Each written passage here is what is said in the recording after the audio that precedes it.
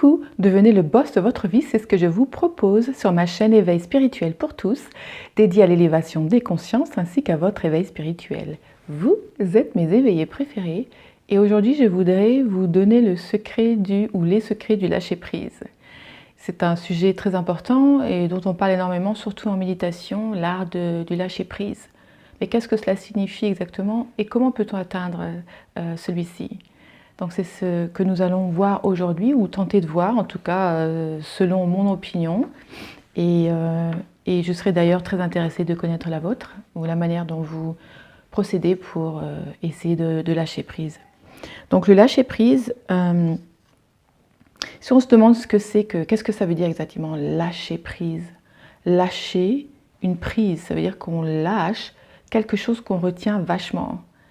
Et c'est vrai que ça résume un petit peu la vie humaine, puisqu'on est constamment en train d'essayer de retenir quelque chose ou de s'agripper à quelque chose, que ce soit l'espoir, que ce soit essayer d'obtenir quelque chose qu'on a du mal à voir.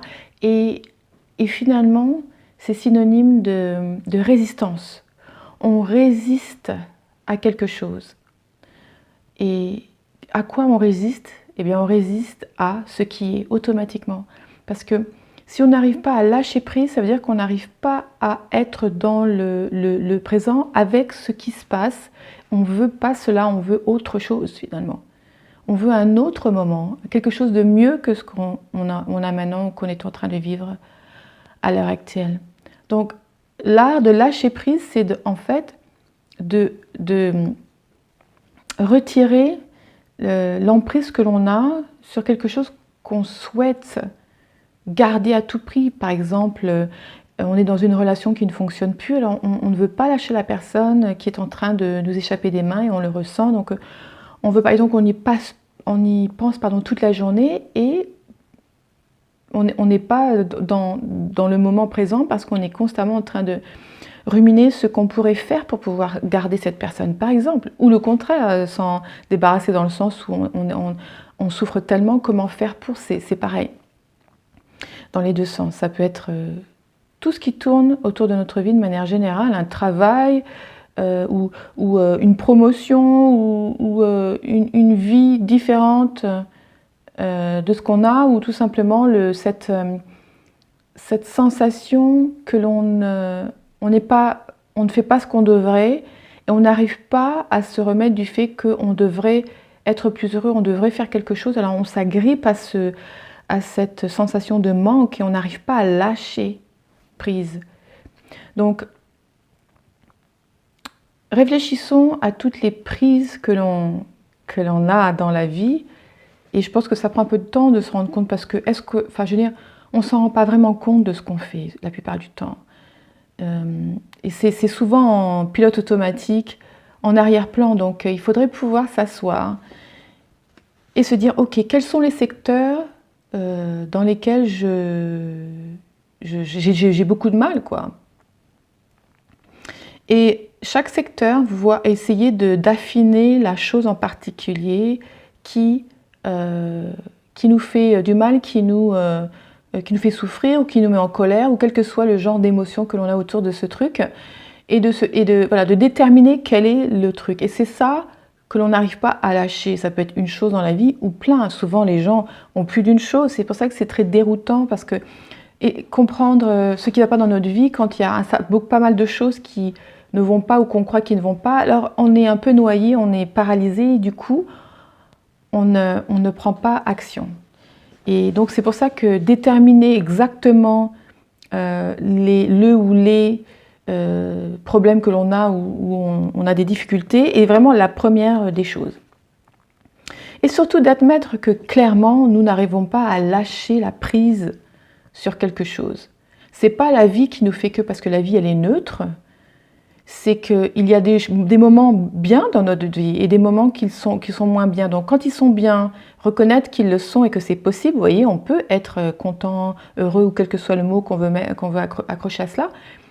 Mais quand c'est quelque chose que l'on ne veut pas, en fait, ce que l'on fait, malheureusement, c'est pour ça que ça nous empêche de lâcher prise, c'est qu'on va régurgiter constamment, combien ça nous fait souffrir, combien on n'est pas content, combien on n'est pas heureux, combien ça nous embête, combien, etc.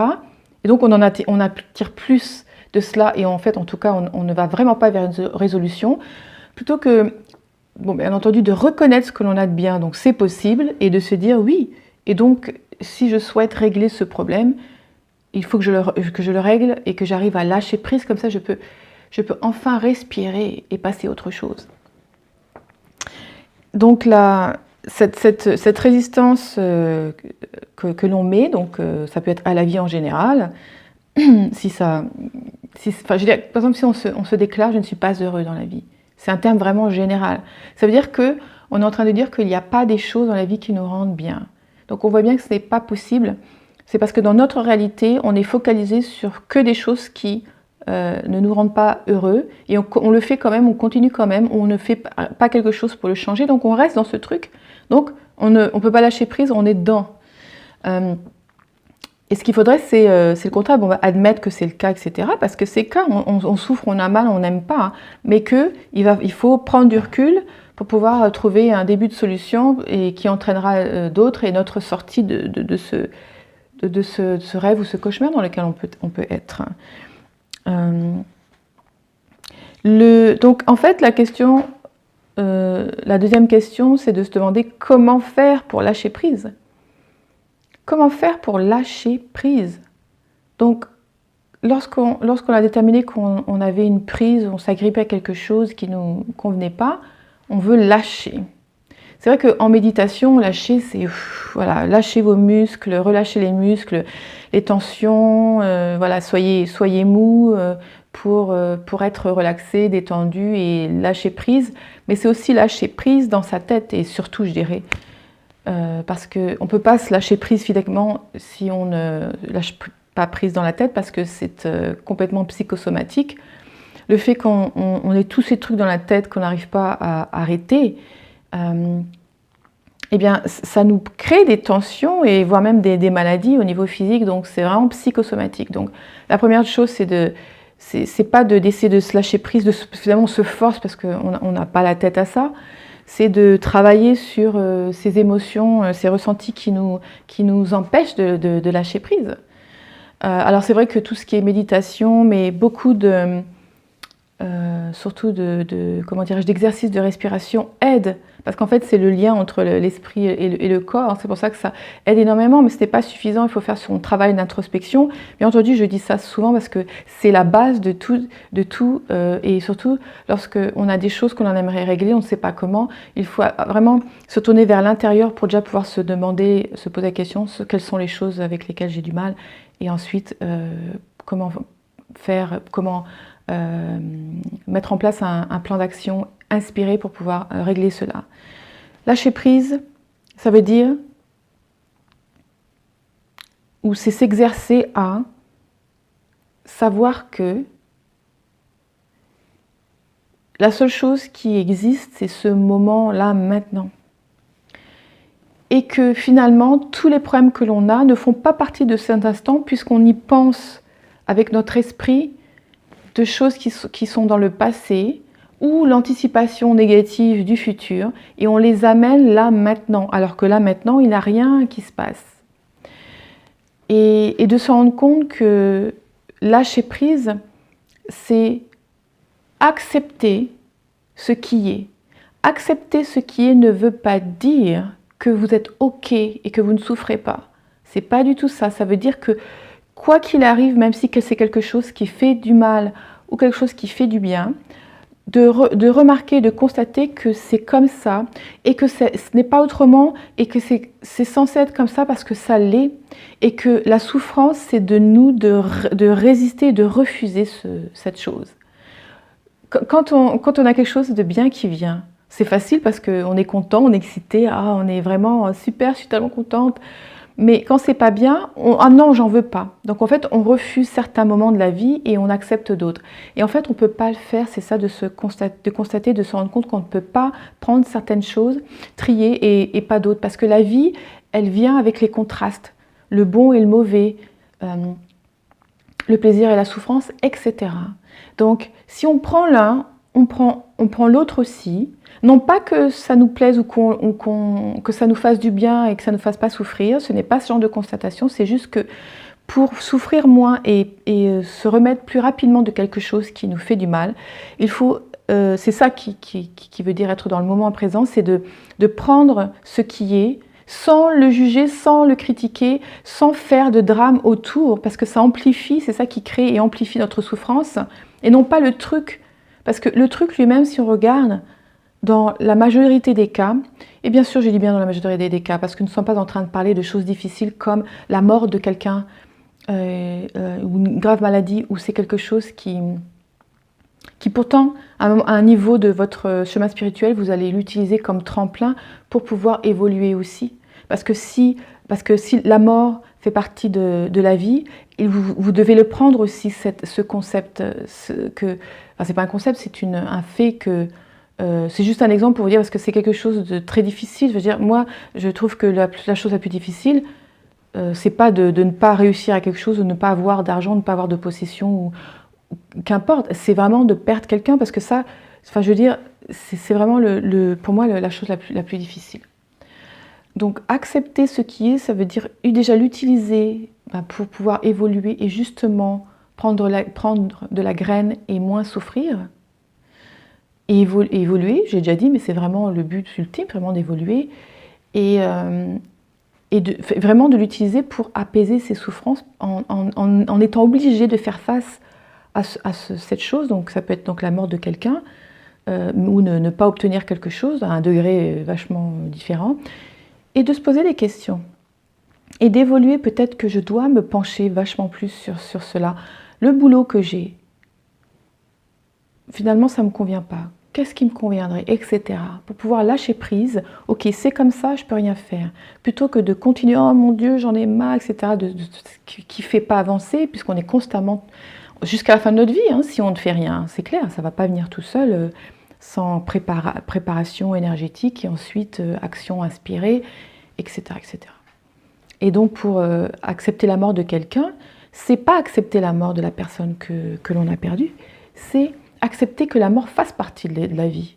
C'est l'existence, c'est humaine, l'existence, c'est la vie et la mort.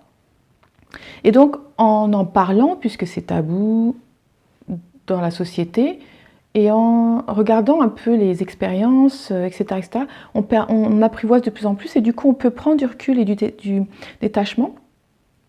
Et du coup, on peut lâcher prise sur cette peur qui est tellement immense qu'on n'arrive même pas à en parler, même pas à articuler le mot mort, etc.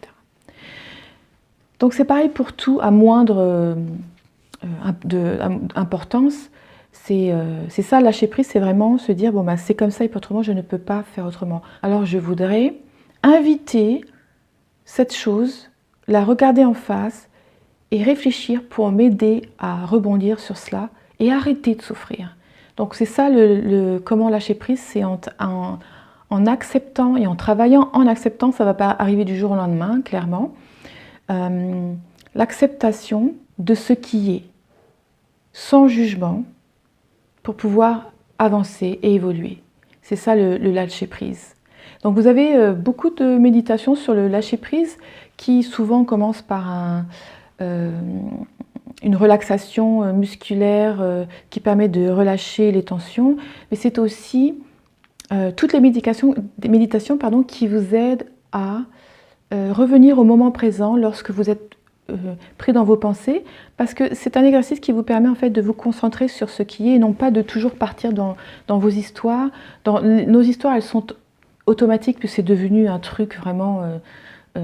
voilà, ça a commencé par une petite pensée, un nombre de pensées, concentration de pensées, une croyance, du coup une vérité, du coup ensuite on est complètement, on ne maîtrise plus rien du tout.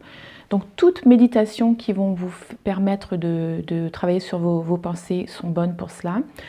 La pleine conscience, pareil, parce que là c'est vraiment, quoi que vous fassiez, que vous soyez au travail ou en train de faire vos courses ou en train de vous relaxer, c'est de revenir à l'instant présent et d'être concentré sur une activité, et de vraiment faire un avec l'activité. Donc vraiment, c'est vraiment apprivoiser ce moment où tout arrive maintenant, que ce soit super excitant ou que ce soit moins excitant, que ce soit ça fasse du bien ou pas, etc. Il y a aussi une autre méditation qui s'appelle Vipassana qui, elle, est concentrée pas sur les choses extérieures, mais plutôt sur les sensations du corps intérieur, se rendre compte que s'il y a des désagréments ou des douleurs qui viennent, elles retombent, ça vient et ça va et ça vient. Et donc ça permet aussi d'être complètement présent à l'intérieur, entre guillemets, de soi-même. Et donc il y a beaucoup de choses en ligne que vous pouvez utiliser pour cela. Mais il y a aussi vraiment s'exercer de manière consciente à, par exemple, vous rendre compte quand vous partez dans des critiques, oh là là, c'est comme ci, c'est comme ça va pas et ça, c'est de revenir, stop, et de vous dire que votre futur est créé par vos pensées. Et que est-ce que cette pensée ou ces pensées vont m'aider, vont être constructives. Si ce n'est pas le cas, choisir de ne pas poursuivre l'histoire. Et ça, ce sont des choses que je fais, un exercice que je fais constamment. Je pense que j'ai un ou deux exercices qui... D'ailleurs, j'ai un mini-book où c'est un guide, 4 exercices pour maîtriser ses pensées pour gérer sa vie. Et c'est disponible sur mon site internet éveilspirituel.fr. éveilspirituelpourtous.fr, pardon. Il doit y avoir le lien de toute façon dans la boîte à commentaires. Et ça coûte vraiment que dalle, ça doit être, je ne sais même plus combien ça coûte, peut-être, c'est moins de 2 € en fait. C'est 1,79 €, je ne me rappelle plus très bien. Et ce mini-guide, en fait, j'ai 4 exercices. Ce sont les exercices que j'utilise le plus, mais il y en a d'autres. J'ai l'intention de faire carrément une académie, une formation sur vraiment comment lâcher prise, arrêter les pensées négatives et vraiment maîtriser les pensées pour penser de manière productive et non pas le contraire. Ça va prendre du temps, c'est pour ça que je vous le dis juste comme ça au passage, mais c'est pas pour maintenant. Mais en attendant, cet e-book ou ce mini-guide a 4 exercices vachement bien pour ça. J'espère que vous avez apprécié cette vidéo. Si c'est le cas, n'hésitez pas à mettre un pouce bleu vers le haut, ça aidera la chaîne. Abonnez-vous car je ferai plus de vidéos comme celle-ci. Et surtout, n'oubliez pas, vous êtes le corps, l'esprit et la conscience. Bisous. Vous avez toujours rêvé de prendre en charge votre vie et d'être libre? Alors abonnez-vous à ma chaîne car je prépare tous les outils nécessaires pour que vous puissiez devenir le boss de votre vie. Je sors une vidéo tous les week-ends.